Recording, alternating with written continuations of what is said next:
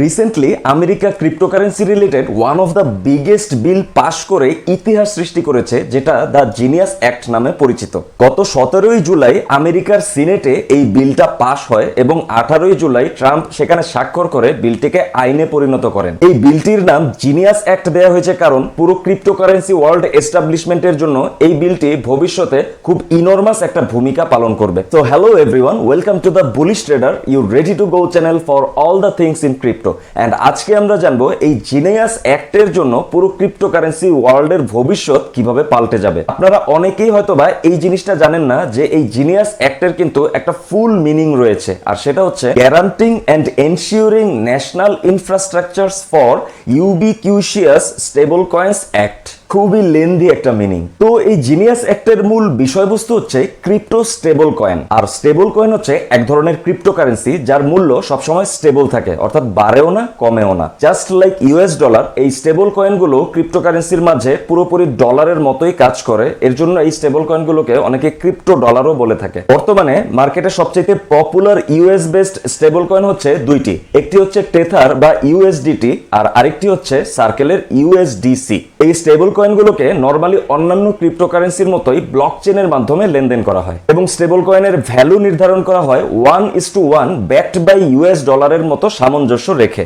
অর্থাৎ প্রতিটি স্টেবল কয়েনের পরিবর্তে কোম্পানিগুলো আমেরিকান ব্যাংকে ইউএস ডলার জমা রাখে, যাতে করে এর মূল্য সবসময় ডলারের মতো সেম থাকে। গুরুত্বপূর্ণ ম্যাটার হচ্ছে ক্রিপ্টোকারেন্সি মার্কেটে এই স্টেবল কয়েনগুলো সম্মিলিতভাবে প্রায় $250 বিলিয়ন ইন্ডাস্ট্রি দখল করে আছে। আমেরিকান স্টেবল কয়েন এই কোম্পানিগুলো আসলেই 1:1 রেশিওতে ডলার রিজার্ভ করছে কিনা, স্টেবল কয়েন কোম্পানি হঠাৎ করে নিজেদের যদি দেউলিয়া ঘোষণা করে তাহলে সেটাকে কিভাবে হ্যান্ডেল করা হবে, অ্যান্টি মানি লন্ডারিং এবং কেওয়াইসি এর শর্তগুলো স্টেবল কয়েন কোম্পানিগুলো ঠিকঠাক মতো মেইনটেইন করছে কিনা, মূলত এই বিষয়গুলো নিশ্চিত করতে আমেরিকান সিনেটে stable coin related the genius act bill pass করা হয়। আর এতে করে যেটা হয়েছে, এতদিন ক্রিপ্টো ইনভেস্টররা স্টেবল কয়েনের নিরাপত্তা এবং নিশ্চয়তা নিয়ে যেই পরিমাণ উদ্বিগ্ন ছিল, এই জিনিয়াস অ্যাক্ট পাস হওয়ার ফলে এখন থেকে ক্রিপ্টোকারেন্সি স্পেশালি স্টেবল কয়েনের পেছনের যারা ইনভেস্টর রয়েছেন তারা তাদের কনফিডেন্স ফিরে পাবেন। এই বিলটির পূর্বে স্টেবল কয়েন নিয়ে তেমন কঠোর রেগুলেশন না থাকায় অনেক কোম্পানি এর ফায়দা নিত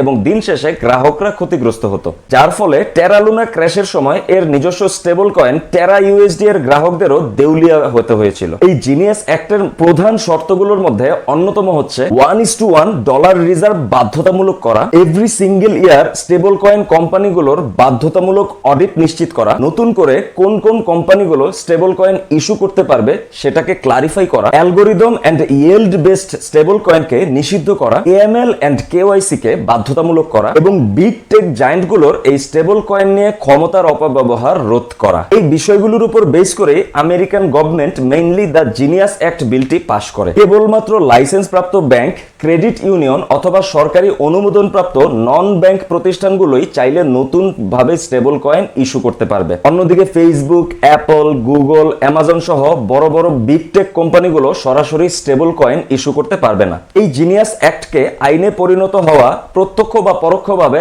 আমেরিকার স্টেবল কয়েনের পরিপূর্ণ স্বীকৃতিকে বৈধতা প্রদান করে, যার ফলে দেখা যাবে যে যুক্তরাষ্ট্রের ই কমার্স এবং রিয়েল এস্টেট ইন্ডাস্ট্রিতেও এখন থেকে স্টেবল কয়েন দিয়ে লেনদেন শুরু হবে। এটা PayPal, krill, pair, visa, master কার্ডের মতো ডিজিটাল পেমেন্ট সিস্টেমগুলোর সরাসরি প্রতিদ্বন্দ্বী হিসাবে আবির্ভূত হবে। খুব শীঘ্রই হয়তোবা আমেরিকার প্রত্যেকটা ঘরে ঘরে জনপ্রিয় ডিজিটাল পেমেন্ট গেটওয়ে সিস্টেমগুলোতেও এই স্টেবল কয়েন জায়গা দখল করে নেবে। আর তখন হয়তো ক্রিপ্টোকারেন্সি আর ব্লকচেনকে কেন্দ্র করে আরেকটি চতুর্থ শিল্প বিপ্লব আমরা নিজ চোখে দেখতে পাবো। এই জিনিয়াস অ্যাক্ট নিয়ে আপনার কোনো ব্যক্তিগত মতামত থাকলে অবশ্যই সেটা আমাদের কমেন্ট বক্সে জানিয়ে দিবেন। ততক্ষণ পর্যন্ত সকলের সুস্থতা এবং প্রফিট কামনা করে আজকের জন্য বিদায় নিচ্ছি। And this is the Bullish Trader signing out.